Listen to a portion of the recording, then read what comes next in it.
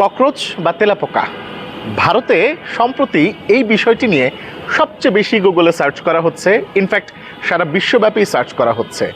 এমনকি এটি নিয়ে একটি রাজনৈতিক দল গঠন হয়ে গেছে। সেই দলটির নাম হলো ককরোচ জনতা পার্টি বা সংক্ষেপে সিজেপি।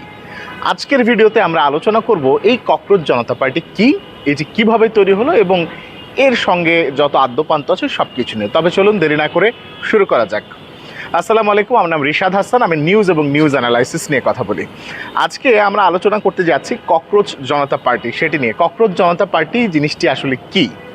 সম্প্রতি ভারতে এই ককরোচ জনতা পার্টি খুব বেশি ট্রেন্ড করছে এবং এই মুহূর্তে আমি যদি খুব ভুল না করে থাকি, ইনস্টাগ্রামে তাদের ফলোয়ার সংখ্যা দাঁড়িয়েছে 22.6 মিলিয়ন এবং অল্প কয়েকদিনের ভেতরেই এটি একটি বড় ট্রেন্ডে পরিণত হয়েছে। সারা ইউটিউব আসলে আপনি যদি সার্চ করেন প্রচুর ভিডিওতে ভরপুর।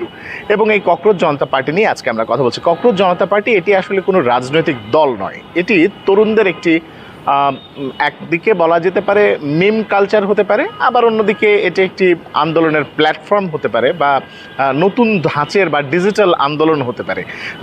যদিও এটির যে শুরুটা হয়েছিল একটি রাজনৈতিক ব্যঙ্গাত্মক মিম দিয়ে এবং সেখানে একজনের বক্তব্যে উঠে এসেছিল যে তিনি তরুণদেরকে ককরোচের সঙ্গে তুলনা করেছিলেন এবং ভারতের তরুণরা মনে করছে এই মুহূর্তে তাদের কথা কেউ শুনছে না, তাদের পরীক্ষা, একই সঙ্গে তাদের বেকারত্ব এবং তাদের নানাবিধ বিষয় নিয়ে হতাশা, এমনকি রাজনৈতিক বিফলতা নিয়েও যে হতাশা, সেই হতাশা থেকেই কিন্তু এই ককরোচ জনতা পার্টির যে একেবারে সূত্রপাত যেটিকে বলা হয় সেটি হতে পারে।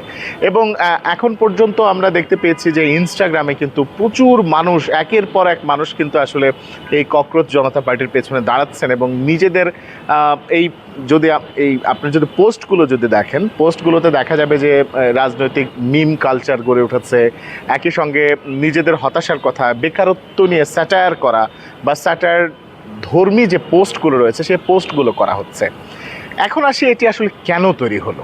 এটি যদিও আগেই বলেছি যে এটি আসলে একজন ব্যক্তির বক্তব্যের কারণে, ককরোচের সঙ্গে তুলনা করা এরকম একটি বক্তব্যের কারণে কিন্তু এই স্যাটায়ারটি তৈরি হয়েছিল বা মিম কালচারটি তৈরি হয়েছিল। তবে এই মুহূর্তে ভারতের যারা রাজনৈতিক বিশ্লেষক আছেন তারা মনে করছেন যে এটি এই মুহূর্তে এখন আর মিম কালচারের পর্যায়ে নেই। বলা হচ্ছে যে এটি আন্দোলনের একটি নতুন ভাষা বা নতুন প্ল্যাটফর্ম হিসেবে ইনস্টাগ্রামকে ব্যবহার করা হচ্ছে। এবং যদি বলা হয় যে আসলে দীর্ঘ সময় ধরে বেকারত্ব, চাকরি পাওয়া যাচ্ছে না, পরীক্ষায় জালিয়াতি, একই সঙ্গে নানা বিষয়গুলো যখন সামনের দিকে চলে আসে এবং একজন তরুণের সামনে একের পর এক যখন এই ধরনের হতাশার চিহ্নগুলো আসতে থাকে, তখন কিন্তু আসলে ক্ষোভের একটা বহিঃপ্রকাশ হয়। একটা সময় মানুষ রাজপথে নেমে আসে এবং আগে যেমন মানুষ রাজপথে নেমে আসতো, যেমনটি আমরা নেপালে দেখেছি, মালদ্বীপে দেখেছি, বাংলাদেশের যে গণ অভ্যুত্থান সেখানে দেখেছি মানুষ রাস্তায় নেমে এসেছে।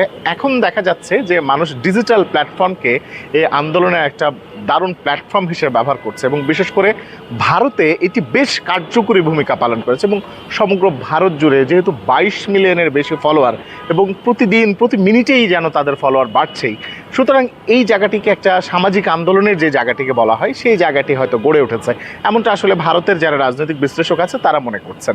এবং আমি যেটুকু টুকটাক পড়াশোনা করে জানলাম যে আসলে এই জিনিসটাকে তারা দেখছেন যে ভবিষ্যতের দিকে আসলে এটি একটা বড় আন্দোলনের রূপ নিতে পারে। আবার এমনও হতে পারে যে আসলে সোশ্যাল মিডিয়া ট্রেন্ড অল্প কিছুদিনের ভিতরে সেটি আবার ভ্যানিশ হয়ে যেতে পারে। আসলে কি হতে পারে সেটি আপনার কাছে কি মনে হয় সেটি আমাদেরকে কমেন্টে জানান। এবং ককরোচ জনতা পার্টি নিয়ে আপনি কি ভাবছেন, আপনার মতামতগুলো আমাদেরকে জানাতে পারেন। এবং এই রিলেটেড কোন মিমস, কোন রিলসগুলো আপনার ভালো লেগেছে সেগুলো আমাদের সঙ্গে শেয়ার করতে পারেন কমেন্ট বক্সে। আর যদি ভিডিও ভালো লাগে অবশ্যই লাইক করবেন, কমেন্টস করবেন এবং সাবস্ক্রাইব করবেন, বন্ধুদের সঙ্গে শেয়ার করবেন। আজকের মতো এ পর্যন্তই। নতুন কোনো ভিডিও নিয়ে, নতুন কোনো তথ্য উপাত্ত নিয়ে এবং সুনির্দিষ্ট তথ্য উপাত্ত নিয়ে হাজির হব আপনার সঙ্গে। সবাই খুব ভালো থাকুন, সুস্থ থাকুন। আসসালামু আলাইকুম।